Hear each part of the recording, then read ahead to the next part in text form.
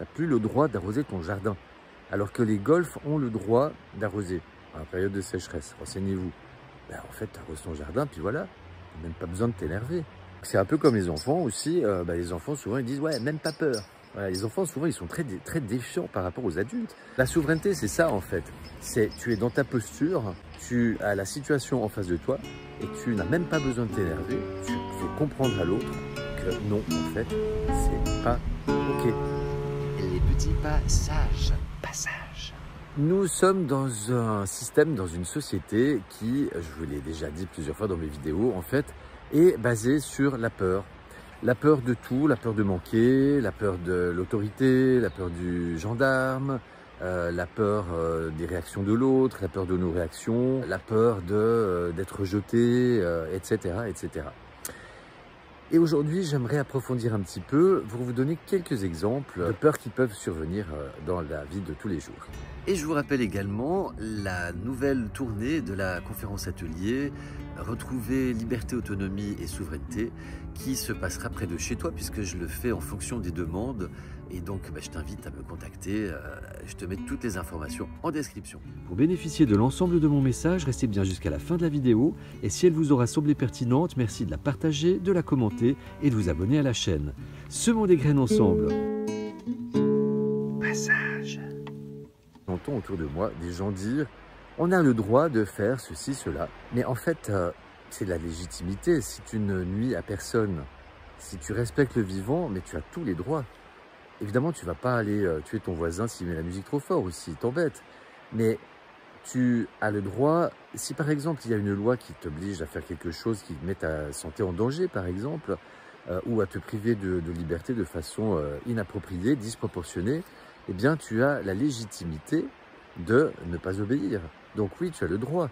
Si tu as un véhicule trop vieux et qu'on t'interdit de rouler dans certaines villes, alors que des véhicules très puissants, eux, ont le droit, ça c'est la magie des vignettes, critères, en fait, si tu n'as pas vraiment le choix parce que ton véhicule est trop vieux et que tu n'as pas d'argent pour en acheter un plus récent, tu roules et puis voilà, c'est de la légitimité. Là, j'entends de plus en plus dire ils veulent taxer l'eau, interdire qu'on utilise l'eau de pluie. Et puis là, on entend de plus en plus ils veulent interdire les poêles à bois.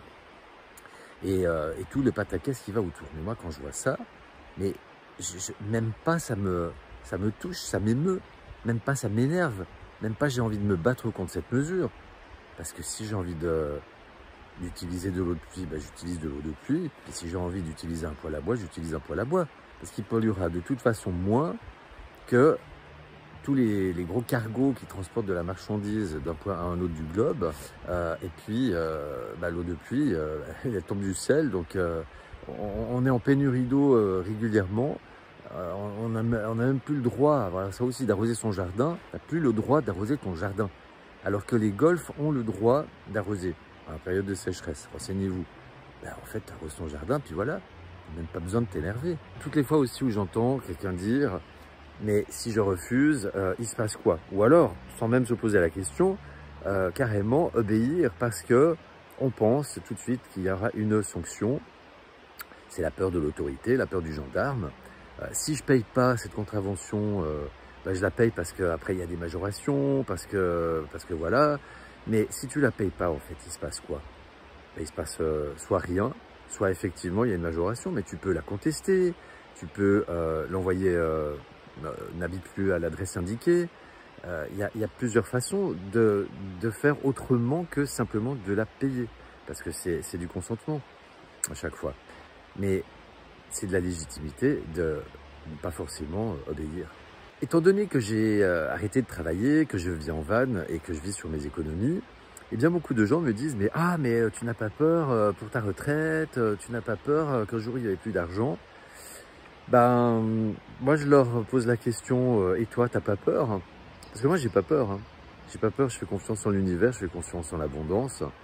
Mais par contre, les gens qui sont avec ces peurs-là pour moi, en fait, ils ont peur pour eux, parce que s'ils pensent à leur retraite, manquer à leur retraite, c'est qu'ils ont peur. Parce qu'en fait, dans ce système, tout fait peur, on a toujours peur de manquer. Et puis on me demande aussi souvent, ah mais tu as pas peur quand tu te mets dans un endroit reculé à la campagne, de te faire agresser, ou quand je suis à certains endroits.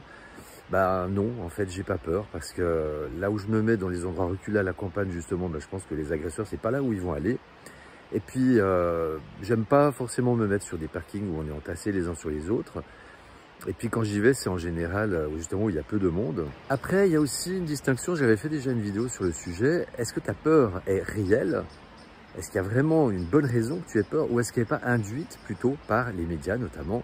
Une peur de quelque chose d'hypothétique qui va peut-être se passer dans le futur. Et puis il y a aussi cette peur de fond en fait, dont on ne se rend pas compte, qui est insidieuse. Alors quand c'est lié à l'écologie, bah, c'est l'éco-anxiété. Et puis de façon générale en fait, cette société nous procure une anxiété sociale, j'ai envie d'appeler ça comme ça, parce que c'est pas une peur comme on pourrait avoir quand il y a par exemple un animal qui surgit ou quand quelqu'un nous saute dessus. Bon ben là on a un danger immédiat, imminent, mais là c'est beaucoup plus insidieux parce que le danger on le voit pas en fait. On le ressent, on le perçoit, mais on ne l'identifie pas. Alors, que faire pour surmonter toutes ces peurs? En fait, c'est une question de posture. À chaque fois, c'est la souveraineté. Moi, j'ai envie de vous dire, c'est un peu comme, vous voyez, l'image du videur de boîte de nuit, là, le molosse qui a les bras croisés, là. Et puis, il vous fait signe, non, toi, tu passes pas. La souveraineté, c'est ça, en fait. Tu es dans ta posture et tu as la situation en face de toi et tu n'as même pas besoin de t'énerver. Tu fais comprendre à l'autre que non, en fait, c'est pas OK, il ne passera pas. Voilà.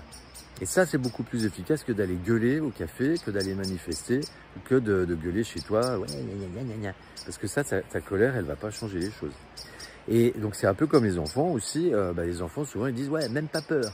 Voilà, les enfants, souvent, ils sont très défiants par rapport aux adultes. En fait, on devrait faire la même chose, puisque l'État, le gouvernement, moi je vous l'ai déjà dit souvent, en fait, a une posture de parents, hein, c'est une relation parent-enfant, en fait, c'est très similaire.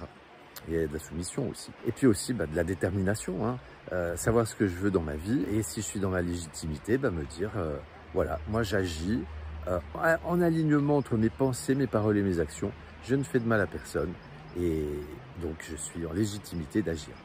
Si cette vidéo vous aura semblé pertinente, merci de la partager, de laisser des j'aime, des commentaires et de vous abonner à la chaîne. À tout bientôt, prenez soin de vous, je vous aime. Les petits pas sages, pas sages.